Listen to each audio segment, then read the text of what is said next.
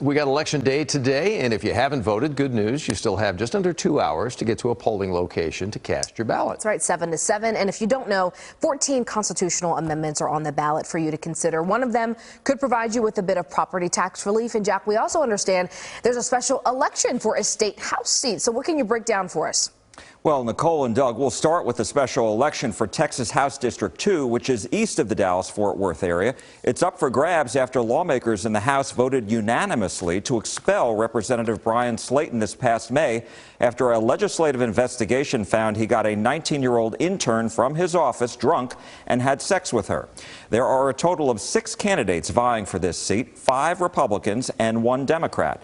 The candidates are from the 3 counties in House District 2, Hopkins, Hunt, and Van Zant counties. The winner will need to get 50% plus 1 to win outright tonight, and if not, there will be a runoff Saturday, December 9th.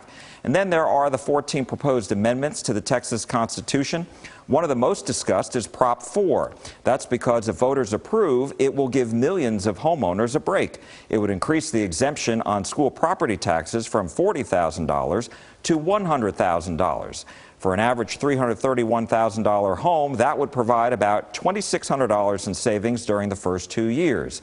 And then there's Prop 9, which would help retired teachers. If voters give the okay, the state would provide a cost of living adjustment for this group of educators for the first time in nearly 20 years. Most of the retired teachers do not receive Social Security, and those we've spoken with say every bit will help. Other ballot propositions would create different state funds to deal with the state's growing needs for water, energy, and broadband. Nicole? Okay, there's a lot going on here, Jack, and we know you're also watching what's going on at the state capitol. That third special session, that's over. That's ended, right, for both chambers. That happened actually in the last hour or so. But talk to us about that 4th special session. When is that one supposed to start? Well, actually, it just began a few minutes ago at the top of the hour, 5 o'clock straight up. Lawmakers in the House were told to be ready to convene in their chamber at 5 o'clock for the 4th special session, and so they are already in place. The House of Representatives and Senators have actually been waiting to receive the governor's proclamation all day, which is where he outlines the agenda. That came in just 15 minutes ago, and what is on the agenda is taxpayer-financed education savings accounts for some students to attend private school. Governor Abbott has pushed this all year and hasn't gotten it across the finish line, mainly because of rural lawmakers in the House. The Republicans have joined Democrats to block it. Now, the governor is also calling for boosting state funding for school districts and teacher pay. It's something he agreed to do last week during the 3rd special session, but time ran out. Border security is back on the agenda, too. The governor is asking lawmakers to pass a bill that would make it a state crime for a migrant to cross into Texas illegally. He's also wanting more funding for a state border wall.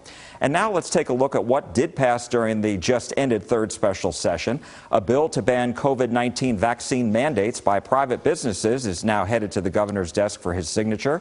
One security bill did pass. This legislation cracks down on illegal stash houses and human smuggling.